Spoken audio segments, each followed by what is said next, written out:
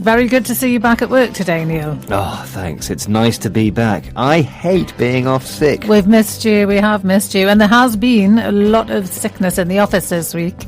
And sickness is one of the words that we're looking at in today's show. Yes, today we're talking about the suffixes ness and itty. In the world of vocabulary, suffixes are 2 or 3 letters at the end of a word. They can tell you what type of word it is. The suffix ness, spelled N-E-S-S, at the end of the word sickness tells you that the word is a noun which comes from the adjective sick. In this programme, we'll give you lots of examples of words with the suffix ness, and we'll also find out about the suffix itty, spelt I-T-Y. That's right, and we'll have a quiz. And we'll leave you with a top tip for learning vocabulary. So let's get started by hearing from Arjuna, and he's talking about how he feels about being a nurse. While you listen, think about this question. How does Arjuna often feel at the end of the day? I have a lot of responsibility. Sometimes it's upsetting, like telling someone there's a possibility they have a serious illness.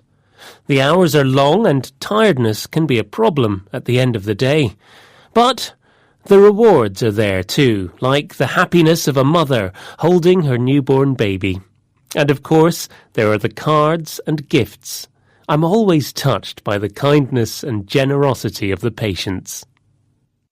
So we asked you, how does Arjuna feel at the end of the day? And the answer is he feels tired. In fact, he says that tiredness can be a problem. The word tiredness comes from the adjective tired. Nouns with the suffix ness, spelt N-E-S-S, like tiredness, describe the feeling or state of the original adjective. So, tiredness is the feeling of being tired. Exactly. Illness is the state of being ill. Sickness, which we heard at the start of the programme, is the state of being sick. Poor you, Neil. Let's hear some more examples of this suffix. But the rewards are there too, like the happiness of a mother holding her newborn baby. And of course, there are the cards and gifts. I'm always touched by the kindness and generosity of the patients. So, we had happiness From the adjective happy. and kindness. From the adjective kind. In kindness, the suffix ness makes a noun that is a quality. The suffix itty, spelled I-T-Y, which we heard in the word generosity there, also changes an adjective into a quality. Generosity comes from the adjective generous. It means the willingness to give things. And Arjuna thinks his patients are generous because they give the nurses cards and gifts. Let's hear some more words with the suffix itty. I have a lot of responsibility. Sometimes it's upsetting, like telling someone there's a possibility they have a serious illness. We had responsibility, which comes from the adjective responsible. It means being in charge of someone or something, or making sure certain things happen.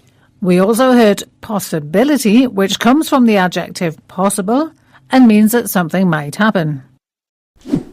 And we're talking about the suffixes ness and itty, which change adjectives into nouns. Great, now it's time for a quiz. Choose the correct word. Ready? Number 1.